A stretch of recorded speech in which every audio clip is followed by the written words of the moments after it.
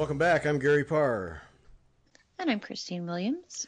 And you are listening to Fiber Talk, that twice-weekly podcast for people who make fine art with needle and thread. I'm sticking with that for a while, I think. I think it's it kind of captures. It captures. And speaking of fine art, our guest this week, Jill Vendituoli. Did I say that right, Jill? You got it, Gary. Jill, I've only seen a couple people that operate like you do with the needlepoint approach. Really gorgeous stuff. I have no idea how you do it. What do we call this? Very different. Yeah. Do we call this free-form needlepoint? Can we do that?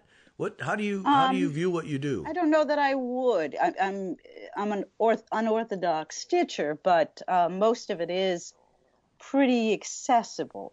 I've done a few pieces that would be, free form, but most of them are done with continental stitch, long and short, sometimes other stitches. It's sort of my approach to subject matter, my fibers. My palette really is probably often what sets me apart from other people, and my subject matter too, which I've started to do a lot more abstract work.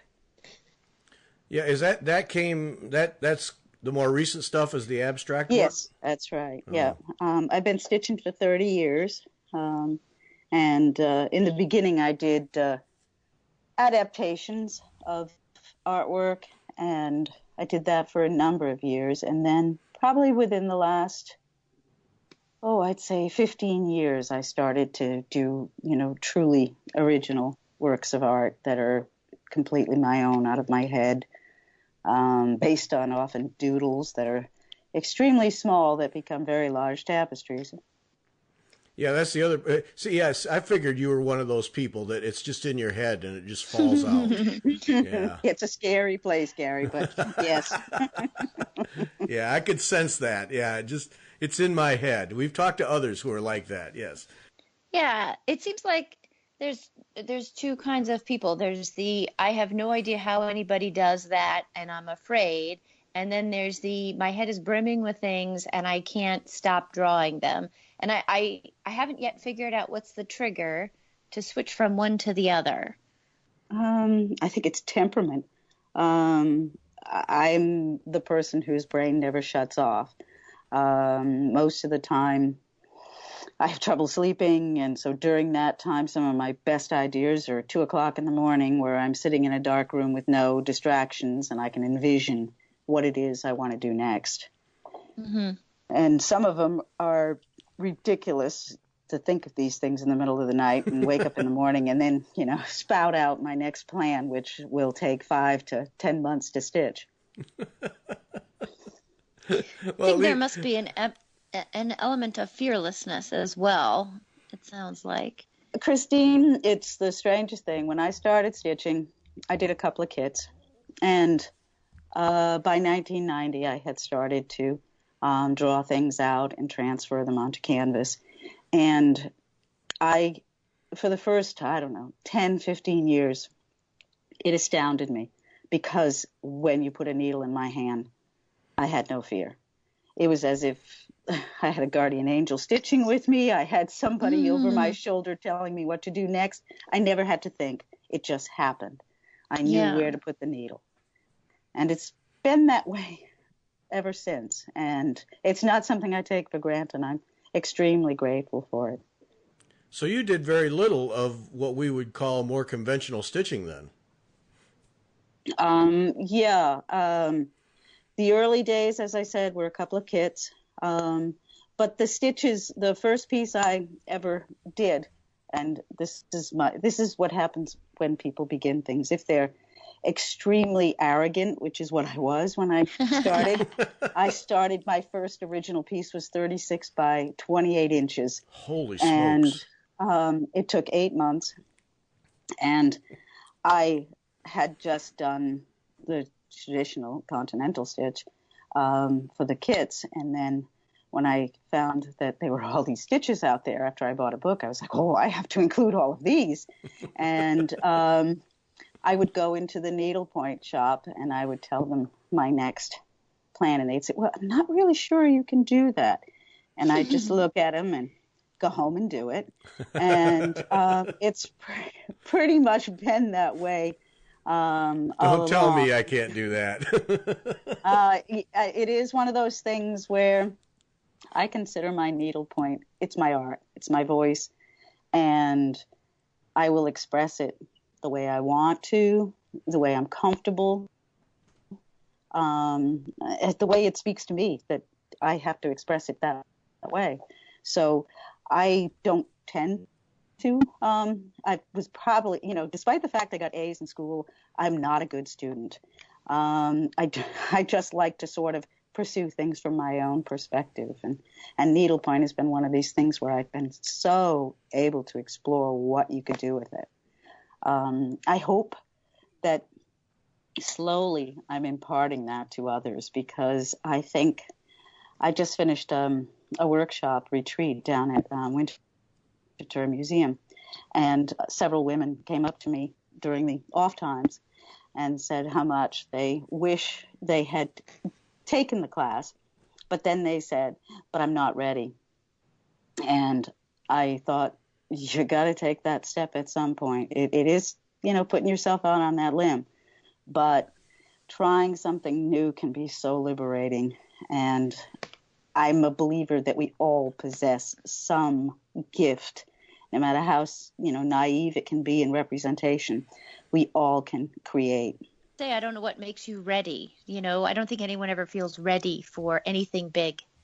I think it's a confidence level that, because if you've never done anything creatively, I think you're waiting for that moment of inspiration. And I'm not sure that people will find it the way they think they're going to. It's really just about saying, I want to try something new. Mm-hmm. And the whole premise behind me taking up needlepoint was because I wanted to try something new. And it was completely different than what I was doing in the rest of my life. So I encourage people. I use the cave painters as an example of artwork that people it came from within.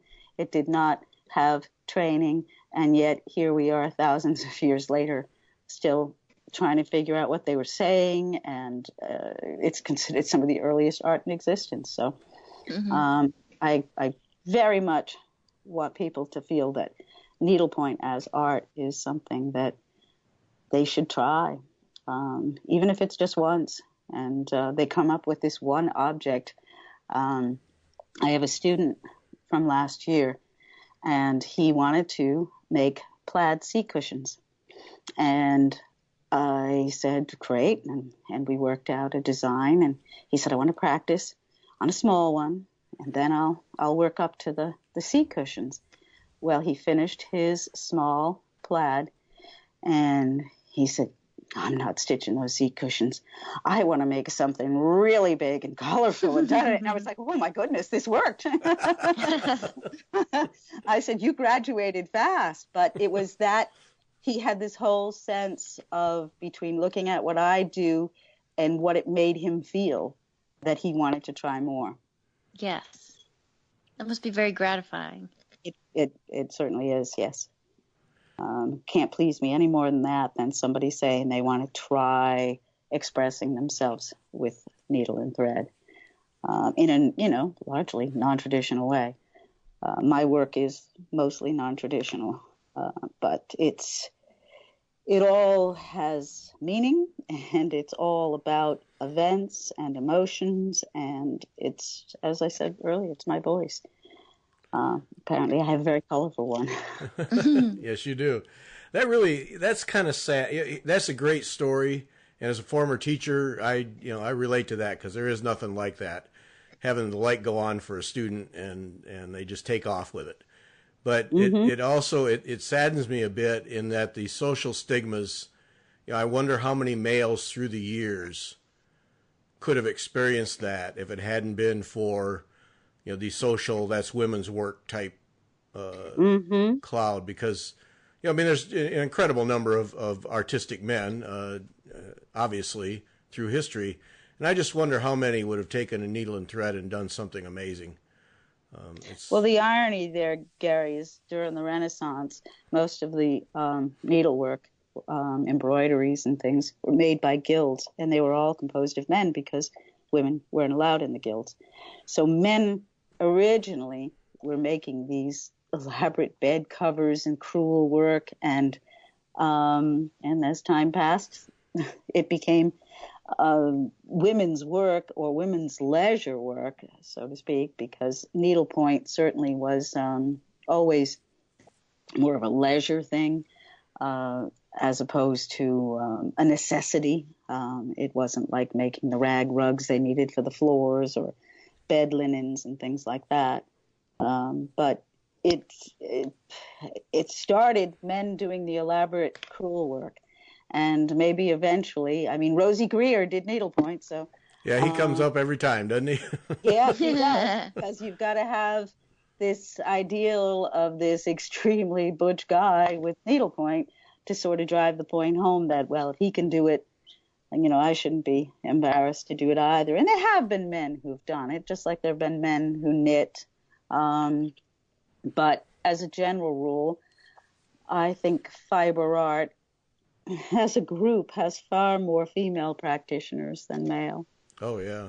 Now, see, I didn't know that about male guilds back long ago doing stitching. That's a new one for me. Yeah, medieval guilds, and I think more medieval than actually Renaissance, but the medieval guilds were all male. Women weren't involved in them.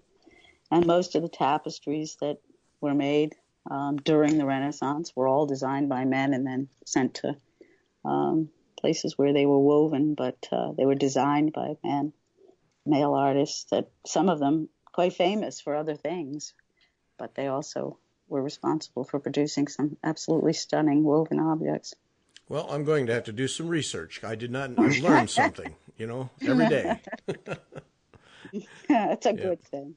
But that always cracks me up about Rosie Greer, because often when I mention about doing needlework, to someone who doesn't know it, then someone will bring up, well, Rosie Greer did it. And then I always want to say, all right, name a second one. Name a second knowledge or, a really high level, visible person that goes with Rosie. Kate said that the designer is, on a level well beyond Rosie Greer. But he certainly has taken all of the fiber arts to new heights. Yeah. Okay, we got two now. Writing that down. Yeah. Yeah. But it's just, it's just one of those things that always kind of, because for years, I just did it quietly and didn't make a big deal of it. And, whenever, a few times I would take a class, I was always the only male. And in our A&G guild, I'm always the only male. And, I just accept that. But, as I've gotten older, I've cared less. So it's just... Yeah, well, there are generally a thing of age. Yeah, there's a number of men who comment on postings, and I know of a few in particular that are stitchers, but on the Facebook needlepoint pages, there are, some men that seem to be stitchers and a few that I do know. So I think there's maybe more out there than we realize, but it's still a minority compared to the women. Yeah, and social media has made that possible.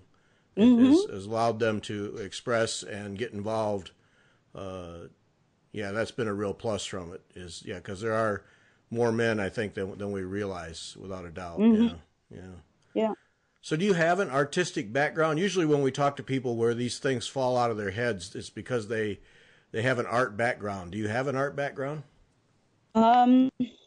I went back to school when I was 40 and took 13 classes in art history and studio art. And I have to say that they were very important in terms of freeing me up to try new things in ways that prior to that I wouldn't have done. I would not have conceived of hanging a tapestry from a piece of needlepoint from the ceiling. I would not have thought of making a sculptural piece of needlepoint.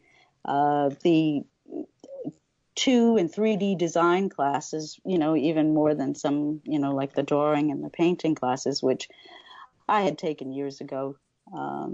But these were they made you think outside the box. And the one thing that I wanted to do with my needlepoint was to go in that direction. And so they were very helpful.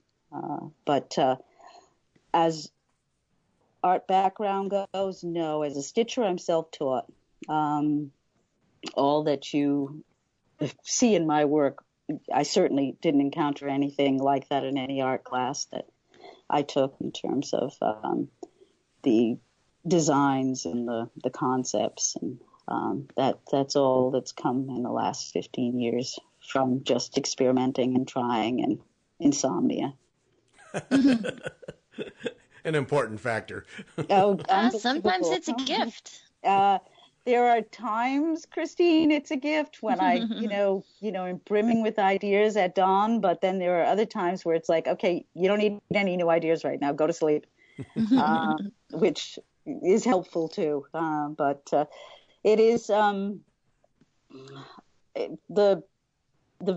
call them visions because it's usually, as I said, in a darkened room where I have just blank space, just sort of see ideas, and I can envision them fairly accurately, and decide how I want to pursue them and with what fibers I want to use.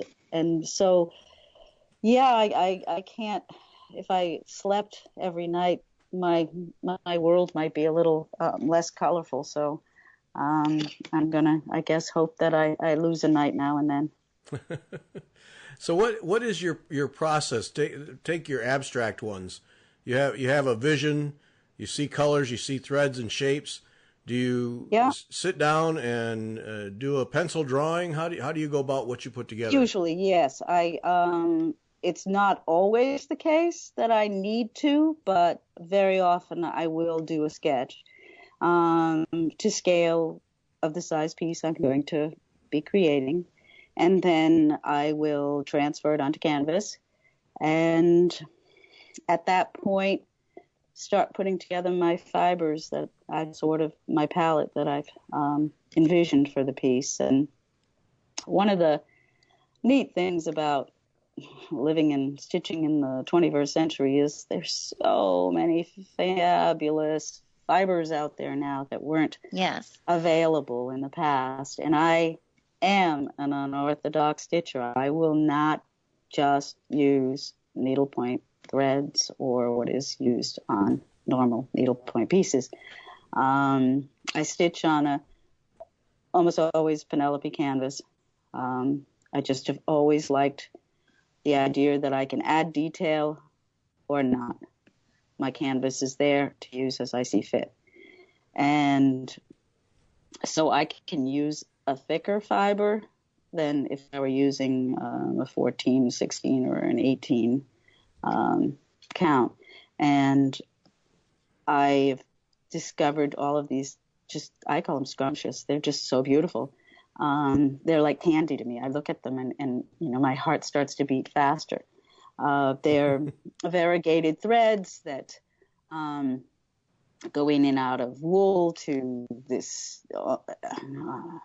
effervescent coloring throughout the skein of yarn. And what I do is I pick and choose. I'll take this great big ball of yarn and then I will just cut the pieces where and how I want to use them.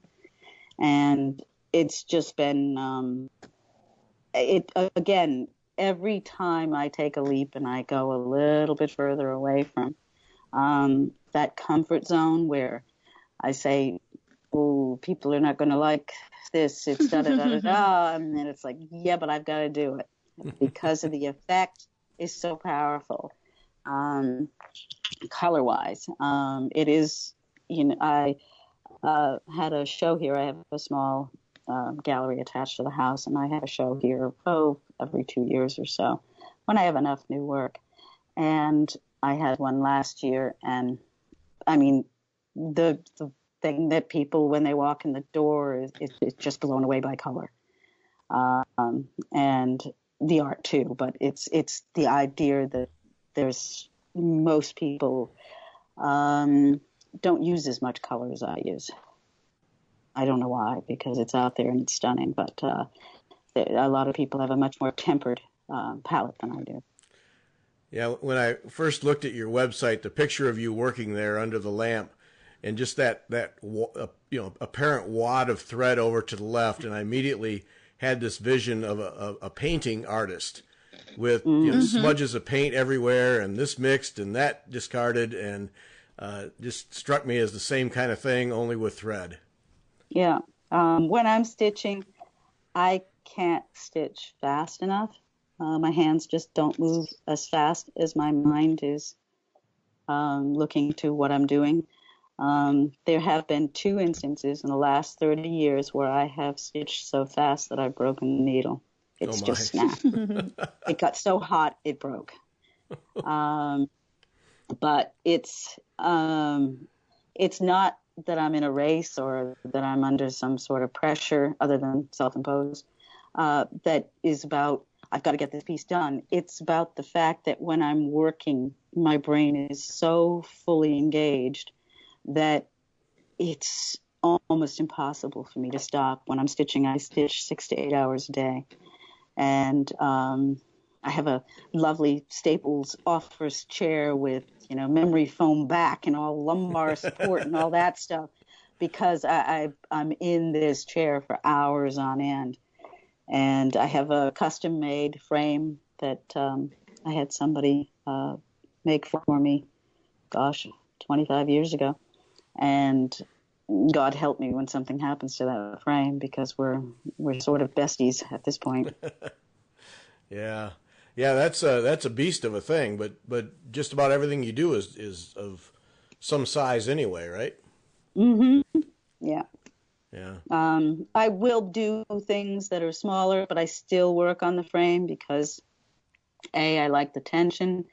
I like the fact that my work has minimal distortion at the end. And when you're using varying fibers and thicknesses, you want to keep the canvas as taut as possible, because if it weren't that way, I would have a really, it would be a wavy piece of artwork at the end. Mm-hmm. Yeah. Yeah, it's interesting you work on Penelope canvas. We don't see that very often. And I only had one encounter. I was in Europe on a trip, probably 30 years ago. And there was a needlework store, and I bought a canvas. It was Penelope, and it was the standard needlepoint basket of flowers. And brought it home. And years later, I realized why it was on Penelope, so you could do that detail if you wanted to.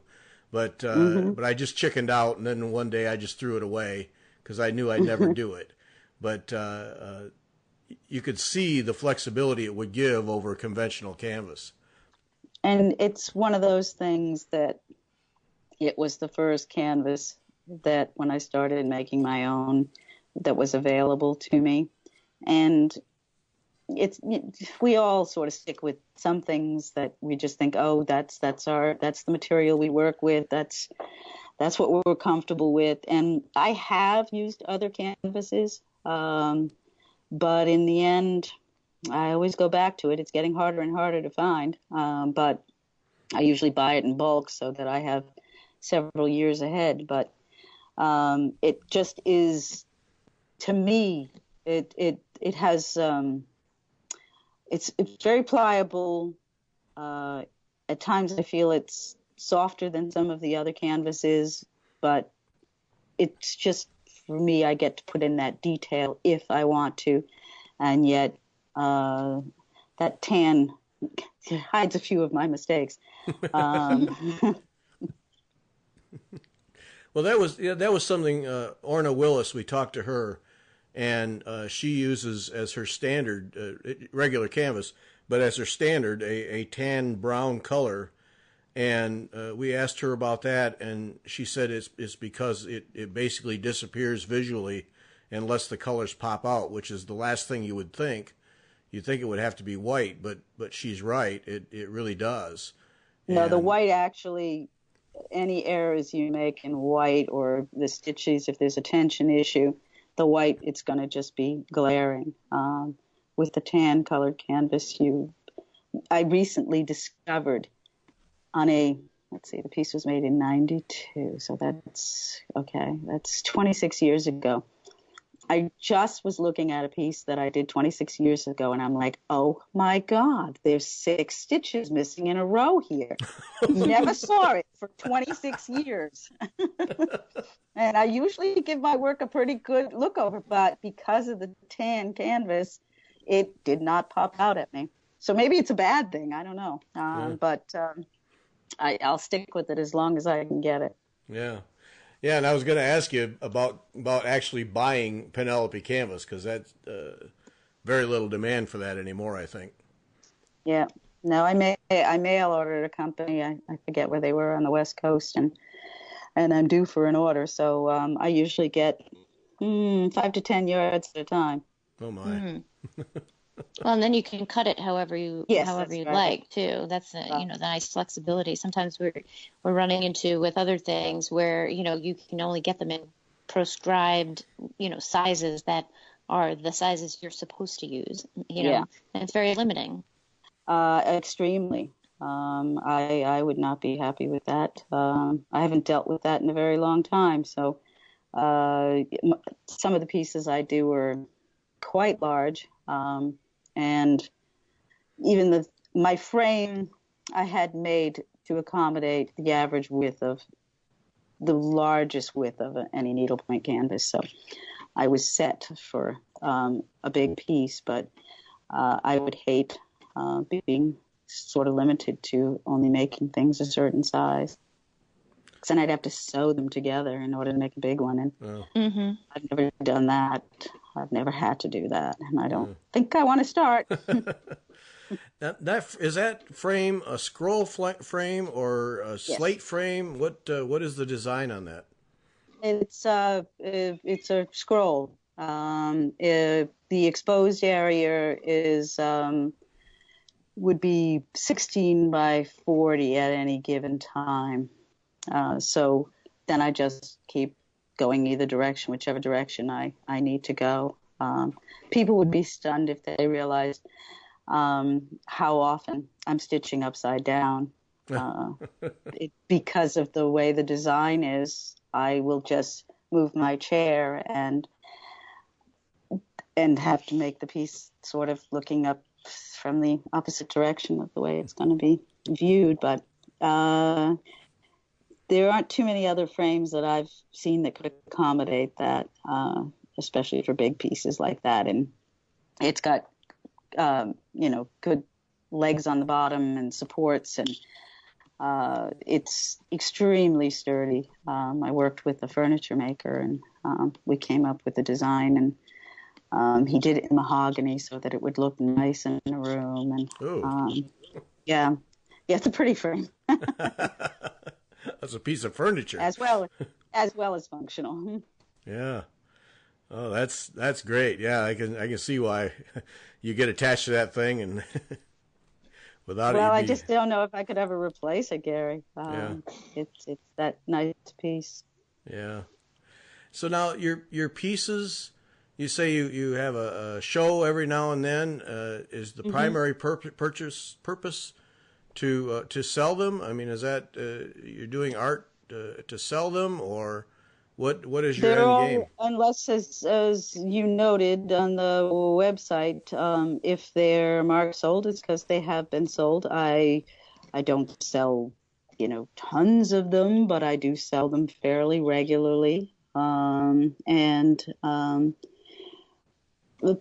people who buy them seem to be absolutely thrilled to have a piece of fiber art that's really unique. They're a lot of them that I have sold at this point are some of the bigger ones, which pleases me to no end, but that people want to have a big piece of needle art on their wall. And it's one of the things that I felt is sort of my mission, to sort of educate people to look at needlepoint and see art where art is, because it's not just a craft. It's not just a craft, and I'm doing it the same way with the same level of vision and skill and commitment as any painter does their work. So I have to sort of keep putting this out there, keep putting it in front of jurors. Even in the fiber art world, this is a challenge, just to get them to look at this and look at it with the same consideration as a weaver or an art quilter.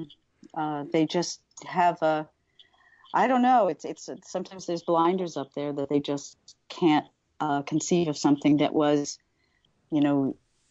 used to be dining room chairs or pillows. They don't.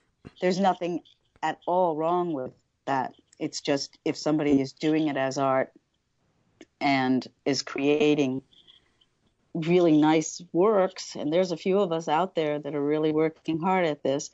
I think that, it's an uphill battle, but it's one I'm going to just continue to pursue, because I put it out in front of curators all the time, jurors for shows. So it does eventually, there are people who see what I do and sort of get what it is and that it's significant. But it isn't as easy as I would have liked it to have been. But I guess I like a challenge. Getting into Fantastic Fibers, which is an international fiber show, and I have gotten in 3 times. And my happy point is that I got in with 3 totally different style works, which means I'm not being pigeonholed or told that I'm exclusively this kind of an artist. So I'm happy about that. But there will be a needlepoint artist in a show like that only every couple of years. And they should be represented in every show. If there's quality work being made, they should be looked at with the same eyes as the other people who are submitting. But it is just one of those things. Yeah, you guys have to be a pretty small club. The only other one I've seen do anything along your lines, I think I have the name right, is it Connie Stover in Michigan? Yep. Connie's very good. There's others. I can't remember her name. There's a woman in Canada, and there was a woman in Australia too.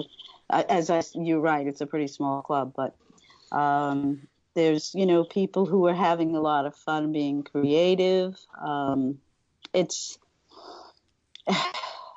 the more people see it, the more they will believe that they can do it. In terms of if they were unwilling to consider making something creative in needlepoint, if they see it's being done out in the world and that people are starting to look at it this way, whatever, I'm not going to call it stigma, but whatever hang up that they have or insecurity that they might have about doing it themselves, I'm just sort of hoping that eventually people will try just even a small thing and say, wow, that was really neat, and it's all mine. Yeah. You have nothing to lose. A little bit of time, and that's not really lost time. I don't see that as a loss at all. No, I don't think so. I encourage people just to try stuff whenever they can, because there's a certain level of gratification you get from creating something, and it's yours. It came from this place in you, and no matter how simple it is, it's still yours, and you can't take that away from the person. Yeah. Christine and I have a mutual friend, Karen Talbot, also lives in Maine. She's a brilliant scientific illustrator, just brilliant, and makes prints of her paintings and colorings and whatever, uses colors, pencil, whatever, makes prints, but then she'll sell the originals. And I asked her one time, I said, it must really tear you up to see one of those originals go out the door. And I was really surprised. She said to me, nope, not at all. I'll just make another one. And it just really surprised me, because you pour your heart and soul into the creating that, and then it goes to live somewhere else. Do you have feelings when one goes away? No, I have to echo your friend. I make them because I think whatever I'm doing is, especially something that's going to take me months to make, I have to be drawn to the subject. I want to see it to fruition, but I'm making it for that purpose, that the hope is that somebody else will want it in their world. And when I sold my first big one, it's the triptych of the Aurora Borealis, and it also was my most expensive tapestry too. The piece took from the moment I started it to completion 15 months. And it's like 60 inches across, and it's a big piece. It's a real wall of art. And when I sold it, an artist friend said, "How bad are you feeling right now?" And I said, "I'm feeling really good." I have a really nice check in my hand. I'm feeling really good because it's very affirming to have someone write you a check and say they want this, they see what you're doing, they appreciate it, they value it, and it's going to be part of their world. So I have no problem selling work. I sold a piece this spring, and I'd had it for a couple of years. It was one of my husband's favorites. And, as I packaged it up to ship it, I said, say goodbye to the moon, because it's going to be hanging in Nashville now. Talk about winter fur. We hear about that all the time. What is that like for those of us who've never been there? Oh, it's just absolutely stunning museum. The collections are so impressive, and a lot of fiber art there. I mean, obviously not necessarily contemporary fiber art, but just gorgeous handwork, centuries worth of handwork. And the grounds are pretty nice too. But it was a beautiful setting. I think they're going to be offering another one next year, a shading workshop. I think that's what they're going to be talking about doing, educating people on learning how to blend fibers and put colors next to each other that you wouldn't think of putting next to each other. So it should be a fun workshop, but it is a beautiful, beautiful setting. And if you ever get a chance to go, I highly recommend it. Now, is it a museum inside? Is it a permanent collection, or is it? Yes. Okay. It's floors upon floors of rooms, all set up with the collection from Mr. DuPont, who just amassed. I think it's the largest collection of decorative arts in the United States. Oh. And so it's everything. It's porcelains, it's textiles, it's furniture, paintings, it's everything. Very impressive. Wow, I did not realize it was that much. Oh, yeah, no, you could spend several days there. I mean, we got to take a few tours as part of the retreat, but the grounds are stunning. It's just overall, it's a lot to take in. Almost overload. There's so much to look at, but it is beautiful. It's beautifully run. They only take small groups into each room. It's very synchronized so that everything is very carefully protected. It's just really, really beautiful. Oh, I smell a Fiber Talk road trip. Mm-hmm. Yeah. Yeah. Talk about your teaching. I'm intrigued. That was the first time I saw, and then I saw that you do classes. How do you go about that? Because the classes I've been exposed to is, here's a design I did, now I'm going to show you how to do it, and then you replicate it. And that's not what you do there. So what is a class like for you? Well, a design class, what it will incorporate is some preliminary work before I actually even meet physically with the student. We will exchange a lot of correspondence on what they are thinking about putting on canvas. And everybody's visions are different, and some will need more support, shall we say, that they're less confident about their approach, and then other people have it all sort of figured out in their head, and they just shock me that they've, really given this a lot of thought, or this is the way their mind works, or they do other creative things too, and this just is an extension, so it's not as difficult for them. But we'll spend several weeks back and forth sort of creating a design, deciding on a size, deciding on a canvas count, putting things in proportion, telling, them, okay, so this is we'll say a piece with butterflies. How do you want the butterflies to be? The person didn't know exactly how they wanted the butterflies to be, but you were asking about the design, and so I do find that some people will need extra coaxing, but they all eventually are capable of coming up with a concept that they want to work with. And it's really neat to see things start to click for them. When you do one of these, then you're really just doing that delicate dance of guiding without limiting. Exactly. Yeah. Encouraging, showing them where they could do things,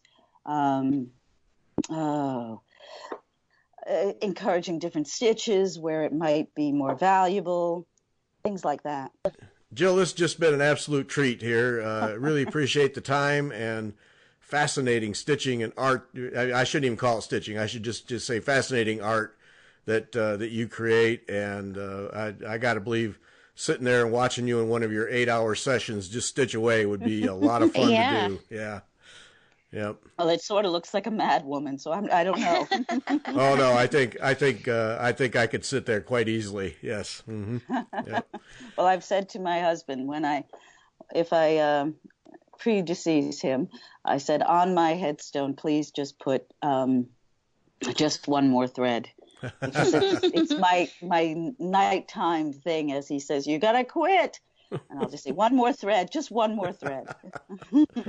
Yep. All right, Jill, sure appreciate it. Thanks for doing this with us. Oh, you're welcome. It was a pleasure. All right, thanks for listening, and Christine and I will be back on Wednesday.